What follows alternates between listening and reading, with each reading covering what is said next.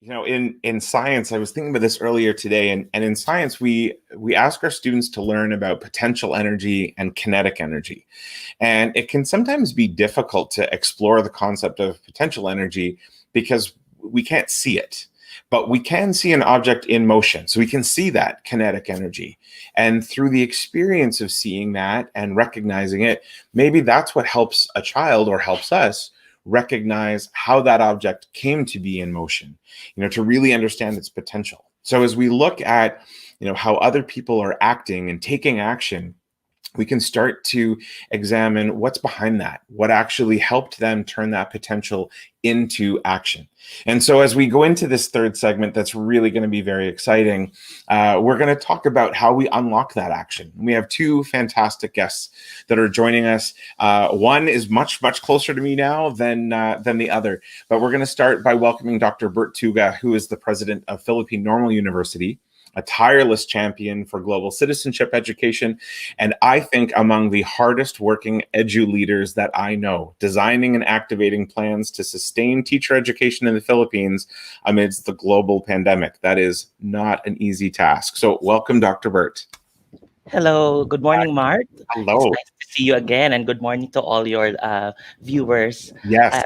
Thank you for inviting me today. I actually came in during the segment of Dr. Dina and Cass. I was listening to them. I learned a lot, very insightful discussion. Good. Well, we're also going to have someone else join us now, too. Dr. Peter Esperanza is a math instructor at Barstow Community College in California, and his education journey from the Philippines to the U.S. are all linked together and out there for us to see through his YouTube channel and NumberBender website, where his flipped classroom approach had him ready for anything, including the rapid shift to remote learning. And I think I look at what each of you have done to show leadership in the last, let's say, 6 months to really help educators, both current and future, to understand what it means to take action and in a supportive way that's really about lifting up, our whole community and our whole profession globally. So I'd like to start with this question first for you, Dr. Esperanza, or perhaps we'll go with Dr. Bert and Dr. Peter. So Dr. Peter, this one's for you first. How can teachers be empowered to find their own solutions to education problems in their communities? Well, first of all, hello everyone. Magandang umaga po sa inyong lahat. And thank you, Mark. And nice to see you again. And happy anniversary to empowerED. And to answer your question, to unlock the leadership for teachers to take some actions, I believe it will be coming from their core, from their being, because as an educator, we are all master of our discipline: mathematics, science, music, literature, and English. But we need to find it in ourselves. We need to find it in our heart why we're teaching and how we are going to use our influence, our power inside our classroom and also in our community to be able to really extend our reach to the students that we have right now, and of course to influence the community in the process. Yeah, and I think it's so interesting as you were talking about that. A particular phrase comes to mind: you don't have to get ready if you stay ready. And if you have that readiness for whatever might come at us, because it's a part of, as you say, the heart of what we do, we can be prepared to respond in those moments for ourselves and for others. Dr. Bert, the same question for you. How can teachers feel that sense of empowerment to be solution oriented, to be finding those solutions to the problems that they face? Thank you, Mark. That question makes me remember an event I attended yesterday. It's a Project Gala event. It's a group of teachers online. They invited me to give a message of inspiration to our teachers while they're preparing for the October 5 opening. What the good thing about this organization, it's a group of teachers, and they have recognized that there are issues and problems related to the implementation of the flexible learning modality. And so they have recognized that students have problems with gadgets, connectivity, and so on. And this group of people online, they launched a project. They tried to come up with donation drives in order to collect gadgets and connectivity support to the students in their own little way. What I mean to in this sharing is that these teachers have recognized that there are already problems in our education and in our community, especially with our younger learners. So in this sense, they are already recognizing the problem, and they have developed their own solution without their superiors telling them what to do. So meaning they have sensed that they have that responsibility to act on the issue, and they can do something about this problem. I think that's the my answer to that. Yeah, there's a true sense of independence and professional autonomy that that someone gets to activate that first time. That's got to be, for me, it's been years since I felt that moment where, oh my gosh, I get to do this and it's okay, and having, I think for me, it's now 17 years in education. It's been a long time since then, but when I think back to those moments as an early career teacher, it felt very special to know that I could just do something and that there was a disposition of trust for what I was going to do. Dr. Peter, for you, I wonder if you could talk a little bit about what teachers should consider for their education projects or solutions for them to be sustainable. You've got a YouTube channel with more than 100,000 subscribers, and congratulations, by the way. And you have, an incredible collection of videos at NumberBender.com that are in both English and Filipino. And when I think about all that you've done, what did you have to consider so that project would be sustainable? And it wasn't just something that you did for, one course or 1 year and then gave up on. When I started my YouTube channel, I started it because I want to help my students inside my classroom in Barstow High School. I did not plan of going on public. I didn't even plan on putting all my videos for public consumption because one, I don't have the confidence to do that at the beginning. And two, I want to just stay focused to my students so that I'll be able to do more. Because I've noticed that if I always think of a bigger audience or a bigger people and what they're going to be saying or how they're going to be reacting to my content, I tend to lose my confidence and just not do it at all. But when I started to just focus on the 30 students that I have in my classroom, I started to unlock a lot of things that I can do this, that I have a skill for this, that my students are giving me a lot of positive feedbacks and they're sharing all my videos to their other friends who are studying mathematics in different classes. So then I decided to go and hit that public button and take the bullet and share it to the world without looking back and just thinking that if my students inside the classroom are benefiting from it, what more could it do to the students who are going to be sitting in on my classroom through YouTube? And that's when I decided to also create video lectures in Filipino, because during that time in 2013, no one is speaking in Filipino in my native tongue who are teaching mathematics online. And that's where I came from. That's how NumberBender started, to just think of one or two Filipino students who struggled in mathematics just like how I struggled when I was still a student. Thinking that I just created content and hope that I'll be able to influence and help one or two students in the process. Yeah, And the rest, of course, is history. it's you've said something that perfectly aligns with something Kazoo said. Start with the students in front of you, and now after taking that very focused approach to the beginning. Now I kind of want there to be an MMK episode about what you're doing now, and so that people can recognize what it meant to be providing this kind of resource for free. The generosity that you're giving this this knowledge and this time to a whole to a whole group of students, and you don't even know how many across the Philippines have engaged with those videos in that language, but you've created some access for them, and that access piece is such an important part of that journey. I think about what I know of Dr. Bert and our brief time together last year in Naga City, and when I got to visit him at PNU, I know that he is very focused on global citizenship education and getting people to think about what is beyond the curriculum on the page or beyond the curriculum in the book. So I wonder, Dr. Bert, could you talk in your context of GISED about what teachers could be considering so that when they take that first step in that initiative, how it becomes sustainable? Thank you, Mark. I think everyone will agree with me if I say that teacher empowerment is a complex construct. I think empowerment is an integral part of any reform that we have in education or in our communities.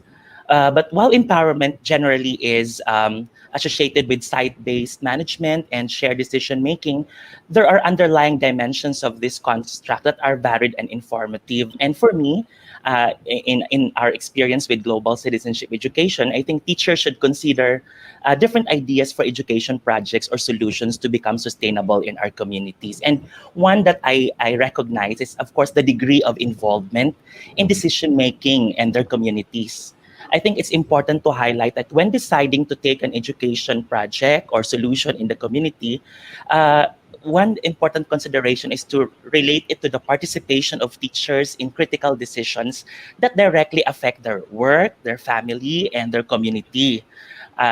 One very important question mark is how much do teachers willing to invest in terms of time and resources? And in many cases, this means participation in and responsibility for decisions involving scheduling, involving the role of the people in the community and other programmatic concerns. No, providing teachers with a significant role in community decisions making or decision making is a key element in empowering them and making sustainable solutions in the community. Mark, you've both referenced access as a really key element. Creating accessible materials or accessing the opportunities that are there for you. I mean, so many education leaders, head teachers, principals, superintendents, regional directors, they make decisions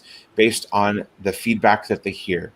And when teachers are invited to share their opinions or try things out, we can so often be reluctant.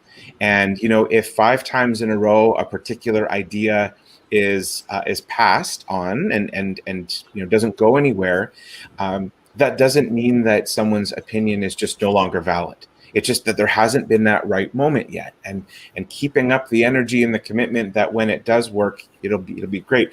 Dr. Peter, did you ever have a video that got significantly fewer views than you thought it would? No.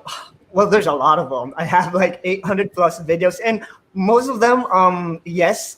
Sometimes I have this in my head that this particular vlog or video that I want to share to the students will earn a lot of views, and then it turns out it's just gonna. I only had like 100 or 200 views after uploading it for a week, and but that's. Mark, to be honest, that's because that's not how I look at it. Right. Number of views when I create videos, because every time I create my videos, I always put myself in the situation wherein I am teaching the little Peter Esperanza that I was before. I struggled in mathematics.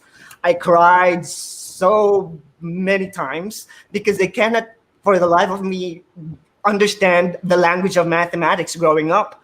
And when I started to, but then again, I majored in mathematics in college. But I was forced into that situation because of my parents' support that I can do everything, even though I know that I can't. But with that in mind, I persevered, and I was able to see how other magnificent students in my block are seeing numbers, and then it hits me and it clicked. And that's what I always think when I create my video. I speak to the language of students who are really struggling in mathematics. I understand them. I understand how they think. I understand their frustrations, and that's where I'm coming from. And that's basically what how I create all my videos up until right now. I always put myself in that situation every time I hit that record button and upload my videos to YouTube. And now, as what you have mentioned about leadership and maybe involving other people with what you're doing, this is what I am capitalizing on in this pandemic. Trying to network with other teachers because I cannot just do it on my own. Imagine if there will be multiple Peter Esperanza who will be creating their own content online in science, English, music, biology. We will have more students who will gain access to high quality content that we could share to our students, especially now that we're in the middle of a pandemic, that everyone is at home learning. Yeah. So, well, yeah. And I observed something really special about what you just said. You work in a quantitative discipline, and when you assess, you look at it from a qualitative perspective. Like you said right away, the view count doesn't matter. The impact that is very hard to quantify, but is evident in the confidence with which students come back. Like that's really what's more exciting. And so I want to turn to Dr. Bert and ask a question that connects with that, about some examples of some of the education projects that you've undertaken, or that you know of that teachers could explore as an example of something that is sustainable and is a way to boost that teacher empowerment. Thanks, Mark. We can mention a lot of examples, but to answer this question, I prefer to share several considerations or criteria to ensure that our education projects in the community will be successful. I think one important consideration is to assess the community need. To ensure that a project has significant impact for the community, it is important to address the most urgent needs of our community. By doing so, it is important to rely with the respected community leaders and members of the community for an assessment of its needs and for greater background on the issues that the community faces. I think for many of the projects that we will implement, I think it's that's a starting point for me. Second is building trust. This is a very important aspect of school community relationship. No? There are several histories of miscommunication, neglect, distrust, and even conflict in our communities. For me, it's helpful to be aware of these histories and the dilemmas they pose for the school community partnership. If necessary, we can enter into a dialogue with other community members. So I think these are just some of the criteria that we can consider to make our education projects impactful and sustainable. But of course, there are a lot of examples out there, Mark. Yeah. Oh, there are so many, and we'll ask Jim to have another live session that's just all about project examples. I think that would be a great next idea, Jim. I know you're still watching, so keep that in mind. There's great advice from Dr. Bert on that, and so unfortunately, my friends, the time's come for the final question for both of you. But before you answer, I'd just like to make mention of a special memory that I have from my visit to PNU last summer. And when you truly get to know a community, you do that by sharing in a local custom or experience. And I wish I could be asking you this question right now, Dr. Bert, sitting together at PNU's most special meeting point, UTMT, under the mango tree. And so I'm going to ask you first, and then we'll turn to Dr. Peter. Dr. Bert, who empowered you? Who is that person who helped you see how much power you possess? That's a difficult question. There are a lot of people who empowered me. When I started as a young teacher many years ago, I always say that to become a leader, in my case, to like the new president of PNU, I always associate it with three things. First is, of course, competence. Second is character. And the third one is opportunity. And I think to answer that question, I consider those people who provided me opportunity, leadership opportunities in the process. They empowered me, like my previous superiors, my previous bosses. I think they have given me the opportunity to lead, and for me, that's enough to associate the kind of leadership that I have with them, and of course, our students. I think that's they are the raison d'etre why we are existing, while the university continues to provide the kind of services that we do for them. Thank you so much for that. And I do quite sincerely hope that the next time we have a chance to chat, it's going to be under the mango tree at PNU, much closer to where I am. For those of you who don't know, Dr. Peter and I are actually in the same time zone. On the west coast of North America, and it's Saturday evening for us, and we're hanging out with other teachers. There's no better thing we could possibly be doing. So, Dr. Peter, I'm going to ask you this question. You've had quite a journey professionally and personally, and so who empowered you? Who is this person, or the person in your life that helped you recognize just how much power you've got? I would say my fifth grade science teacher, Mrs. Gabrielio, rest in peace. She's the first teacher who believed that I am smart, even though I thought that I wasn't. She coached me to compete in a science quiz bee, even though I thought that I am just playing all the time. I was in my fifth grade, and I know that I was not that smart.